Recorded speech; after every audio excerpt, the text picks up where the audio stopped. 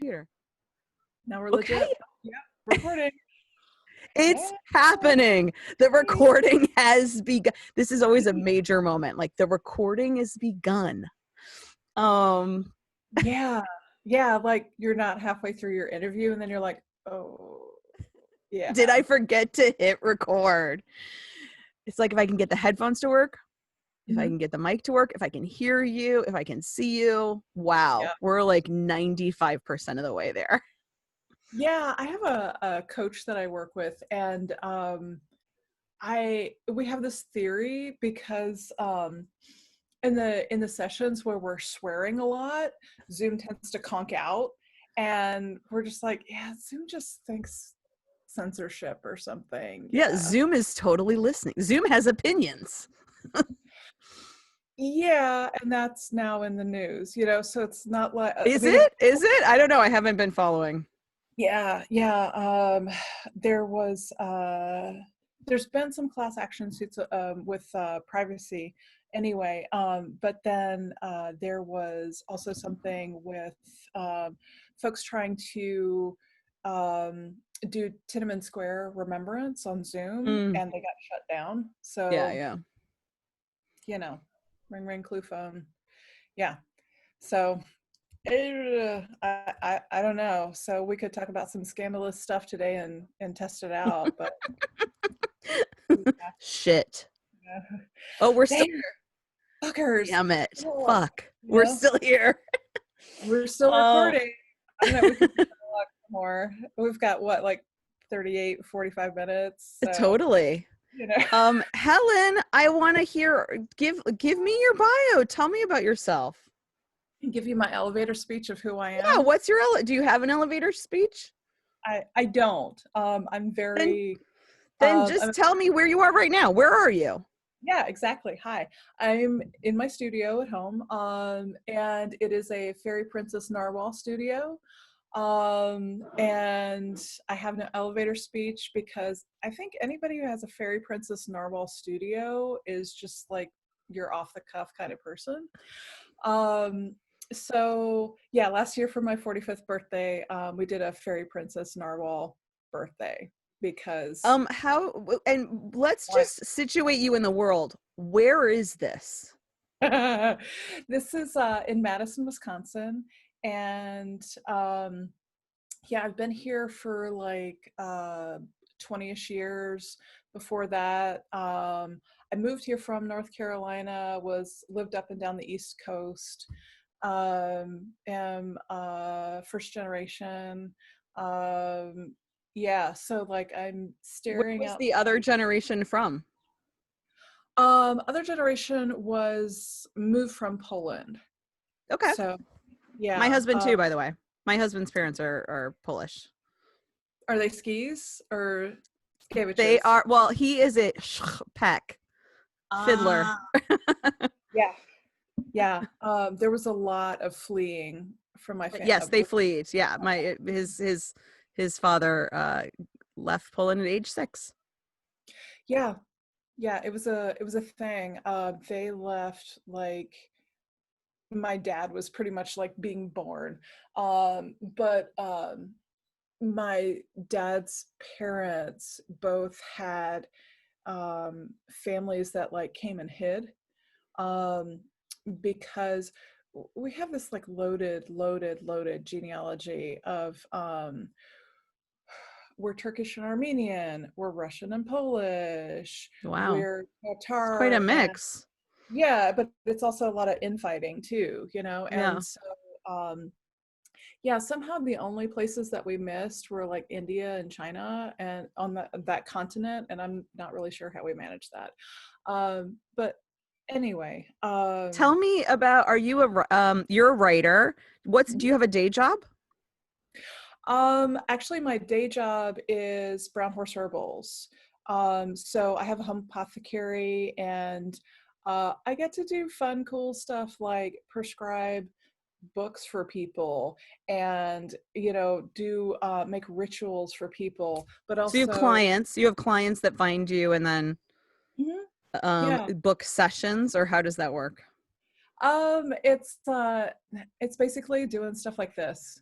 Okay. It's talking and like, here, let me pluck out these key words in your constellation that you're making and help you focus, help you figure out what you already know. Um, and yeah, I'm a production grower. So all the stuff that I use for my medicinal products, I grow myself. Where do you grow them? Do you have like is this at your house or is this somewhere else or what? I have a little plot of land out by a marsh and it's absolutely heaven. And do you go So, every day? I mean, how does that work? oh Yeah. yeah. So like I have these great anchors of, in the wintertime when it's not growing season, I'm making product, but that's when I write my novels.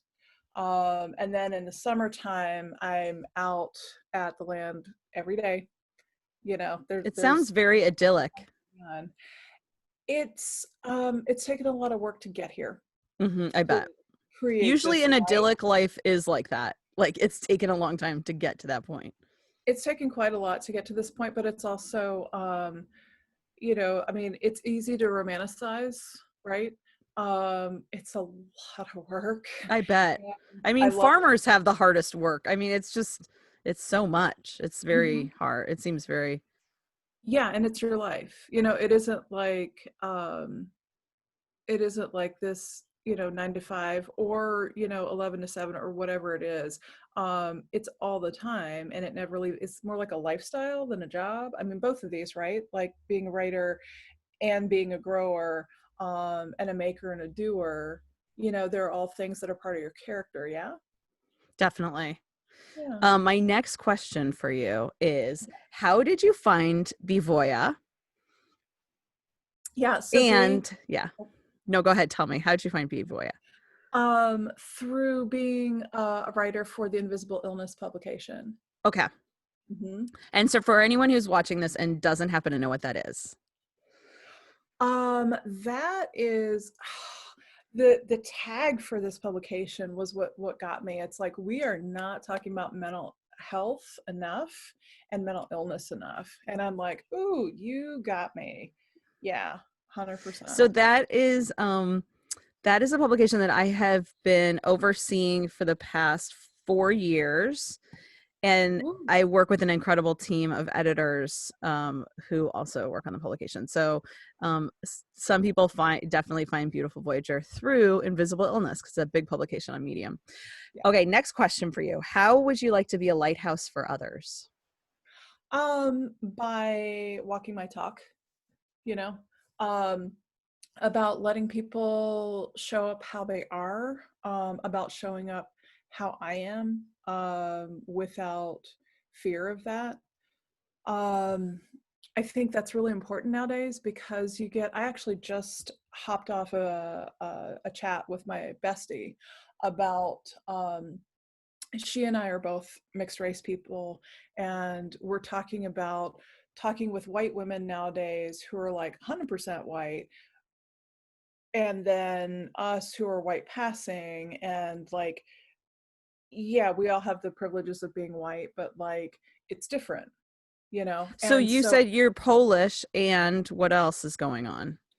uh, Polish, I'm also Sephardi.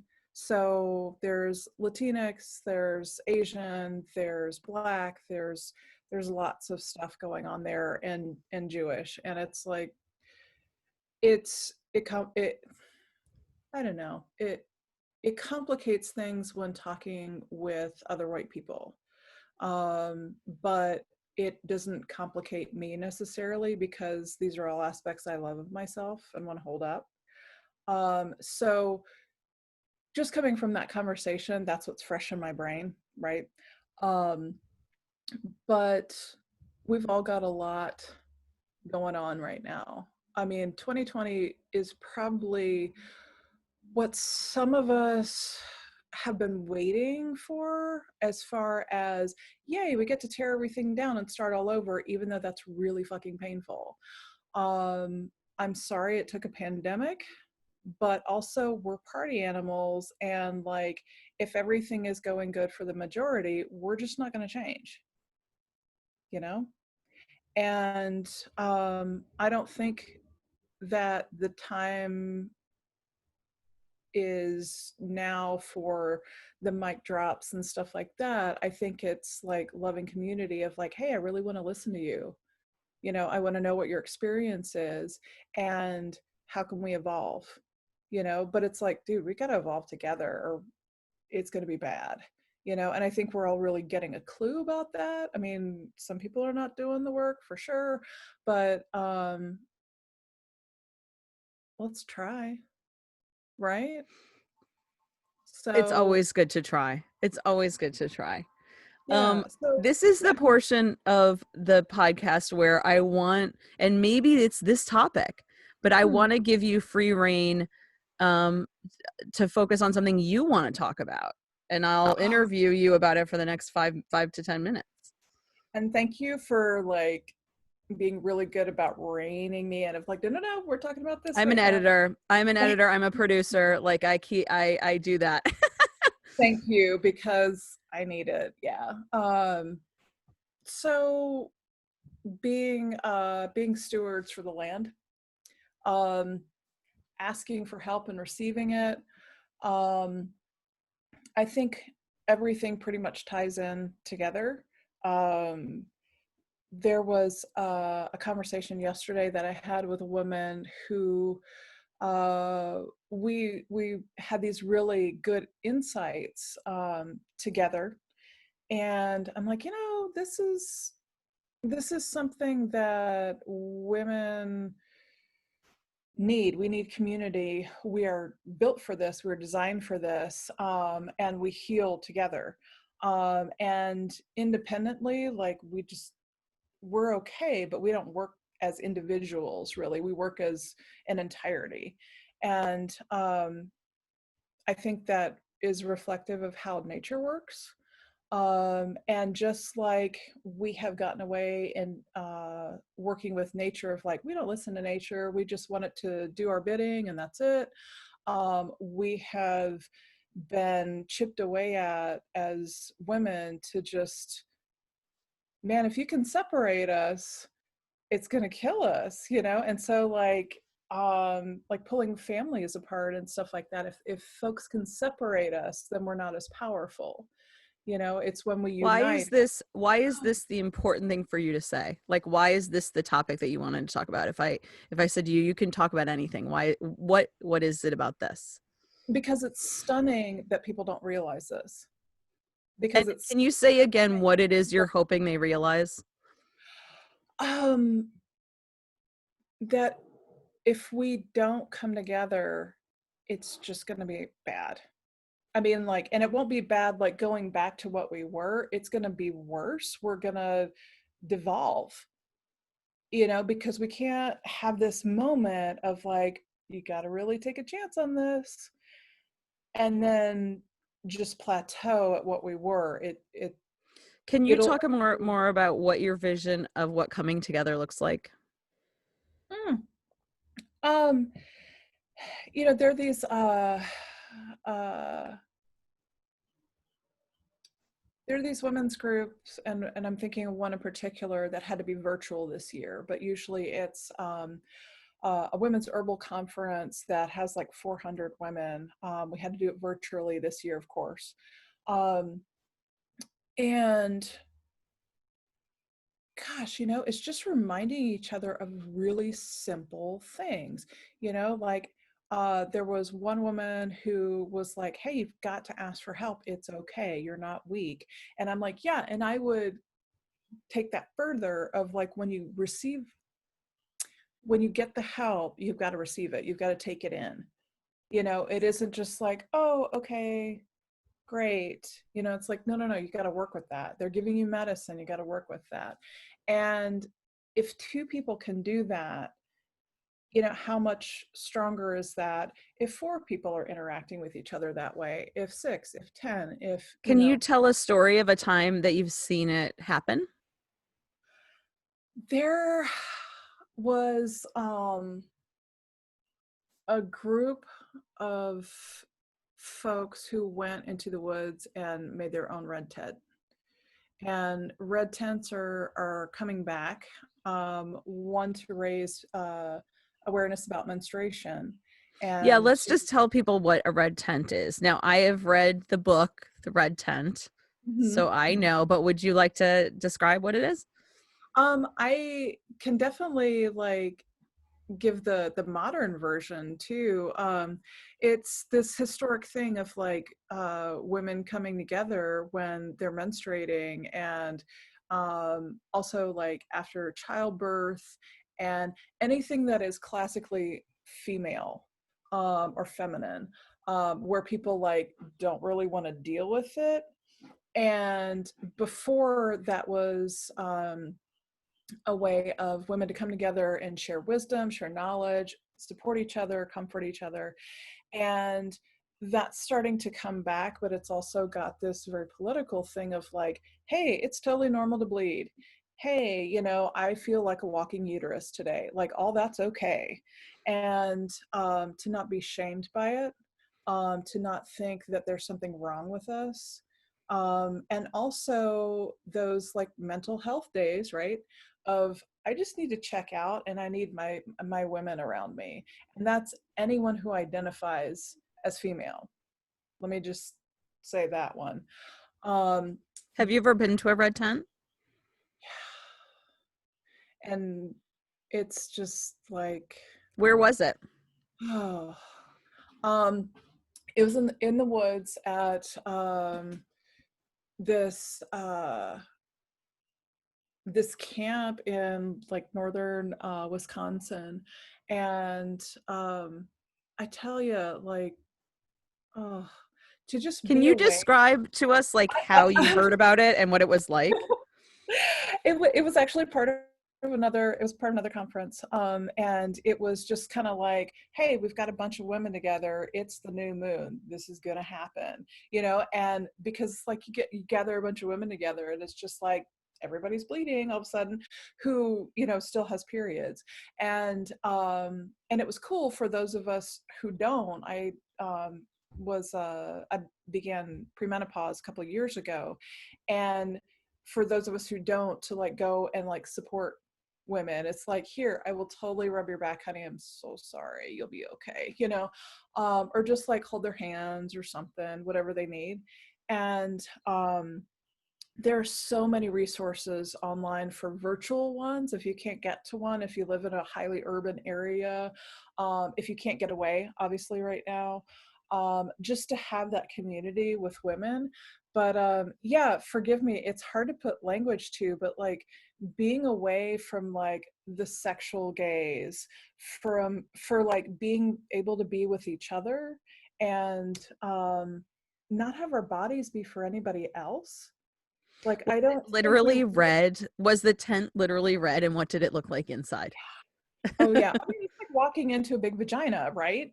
You know, I mean, Like I'm imagining like flowing curtains, lots of pillows. you know, the little like Christmas lights and stuff like Yeah, that. yeah, yeah. Yeah, I mean, like you're on the ground, but like you're there's some pillows, but you know, it's also the dirt too, to like get in that earth and really feel that. And I mean, there's a heartbeat that happens in the earth. You know, you get close enough to it. And that's something too about right now, harvest time. In Wisconsin, the harvest season is June through September. That's prime time. And there's a pulse, you know, there's an ebb and a flow. And like since I got rid of like being on clock time and just started vibing with nature, and like the birds tell me when it's lunchtime, they tell me when it's dinner time, you know, they're like, How? What do you mean? What happens? um it's they're okay. So in the morning, at first light, there are black-capped chickadees that are like, hey, the light's coming, get ready. And And this is then like you're asleep in bed and you hear dee, dee, dee, dee, and you're like, okay, it's time. yeah, yeah. And Okay. then after that, you'll have the morning cardinal who's like, get your ass up. It's a lovely day. You know, it's like you better get going, you know. And then there are the robins. Then there are the doves. I mean, it's all just like I'm so clockwork. impressed that you can tell the sound of each one. That's so cool. But I spend most of my life outside, right? And you so know. they wake you up in these layers, and then you're like, okay, I'm going to go. It's harvest time. You go to the Mhm. field, and Yeah, then what? You hear like what happens? Like the birds tell you it's time to eat lunch, you're saying? Tell me more. yeah, for real. And what's cute about right now, this time right now, is with less than traffic, people can hear the birds more. And so you've got all these people tripping out on all these birds that they hear, and they're like, everybody's become a birdier, you know, they're like, oh, this call is this. And I'm like, welcome, this is awesome. But yeah, it's kind of funny because it's like, where y'all been, you know? I But have been super into birds lately. I mean, I've been into birds for a few years, but it's like it's ramping up a big thing. time. Exactly, exactly. And so welcome. Welcome, Thank you. you know? I mean, yeah, so going out and you know, when you're in that flow of physical activity and your mind can just like do its thing, right? And um I'm also a really right brain person now, but it's you feel the oneness of everything. And I mean, I So think right that's brain, like you know what I always think of right brain is the woman who had the stroke on the left side of her brain. You probably know her name. I do because I had to read her book after I had mine. Yeah. And she stepped into the right. And I always remember it that way because I read her book and I was like, step into the right. And that is Yeah. this like more, it's like some people use drugs to get there, but it's like this more flowing state, this more sort of less language oriented. You know, she couldn't talk. I remember. Did you also have that where you couldn't talk after the stroke? I lost a ton of language. I had Mhm. actually two small TIAs on the left Mm, side that blew me out. But left m- it left me pretty vacant and like mm. kind of like a goldfish. As Oh. far as like my short-term memory was like non-existent.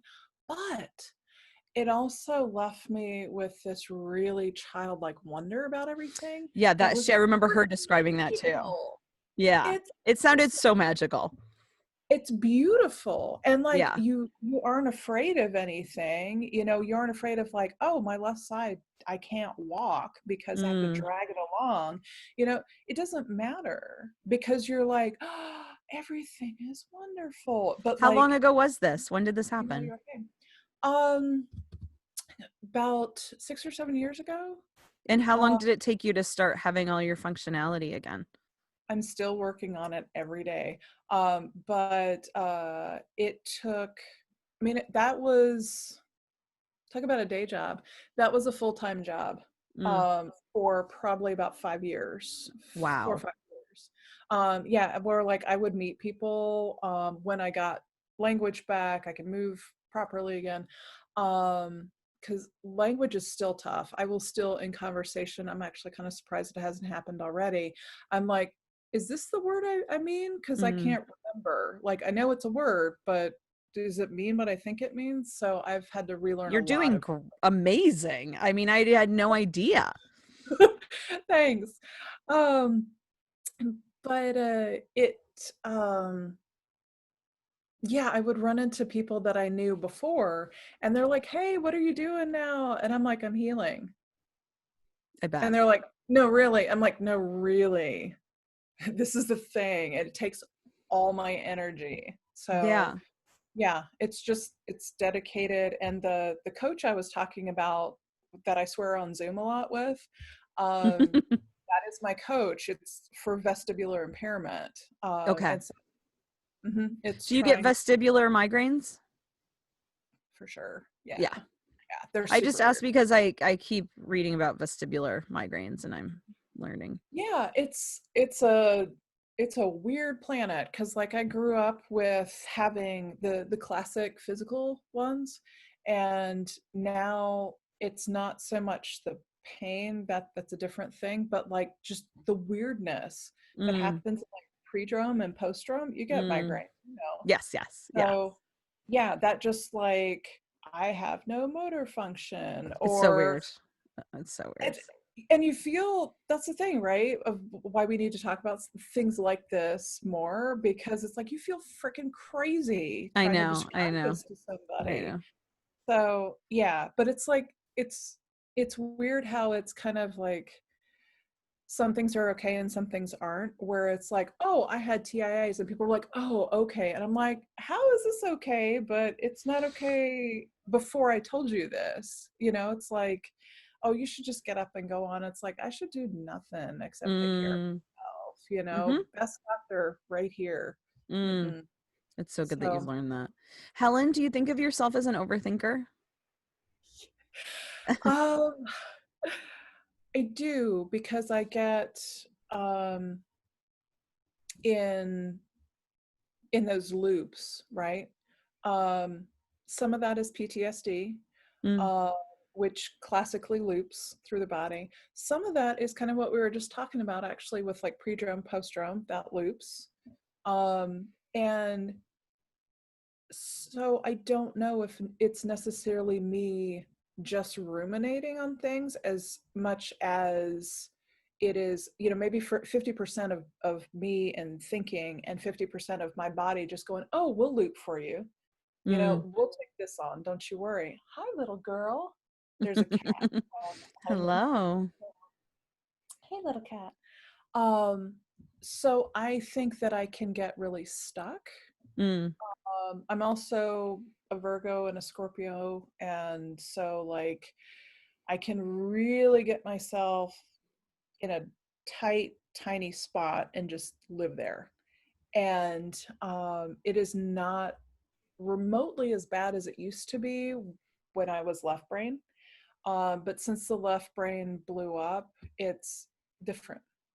yeah, And I bet. that's interesting. That's Yeah, interesting. that So, is definitely interesting. What are some tips for that you have found for yourself, if any, to help with overthinking?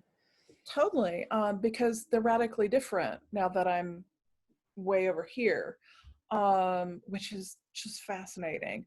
Um, Putting on music and drawing, I mean like messy drawing, like nasty drawing, like I love charcoal. Charcoal is my favorite medium of all because it's just everywhere, and you touch it and it becomes this whole different thing.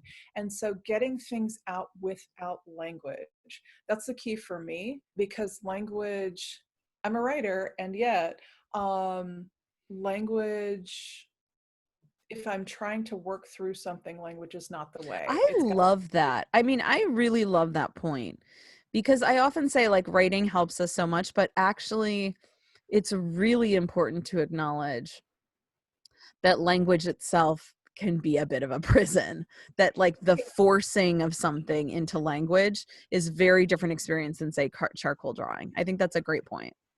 well, I mean, it takes a lot of, I mean, neuroplasticity being my favorite new hobby, right? Um, it takes so much brain power to use language. It really does, because you've got to Yes. identify all these shapes, right? And then put them in context and then understand the meaning. I mean, there's a I reason bet that you more than anyone knows that with all of your rehab. I think little kids know that more than anybody, because I mean, remember their frustration, think of their Hmm. frustration of like when they have what 200 words in their head and they can't get any of them out. I mean, that's like the perfect example that I can think of. So I It's a I great would, point. Whenever I have a friend Alex whose son is just hitting that age where he can walk around but he can't yet talk, and it's like the most frustrating age of all when they're physically able but they can't yeah, use and language they yet. get pissed, and it's Yeah. like you can't blame them. But I mean, think about that, right? Where it's like you can walk, you can hold your body upright and propel it forward, but you can't get a word out of your mouth. Yeah, no, totally. You I know? know, it's crazy. I know. Hmm. That's kind of a lot going on. So Yeah.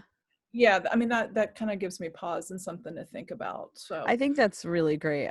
Thank you for that fodder for people to consider. What do totally. you There's think of as your latest 1D win? Do you know what 1D wins are in the Slack I channel? It's do. wonderful. I Okay. I love it. I love it. But if you want to say for anybody who doesn't know, because I've seen a couple folks going, I'm sorry, I don't know what that's it. 1D win is simply short for wonderful win. It can be something huge or something small that just, as you think of it, it makes you feel good. Oh, yes, totally. Um, it's really nuanced for me right now because it is, I'm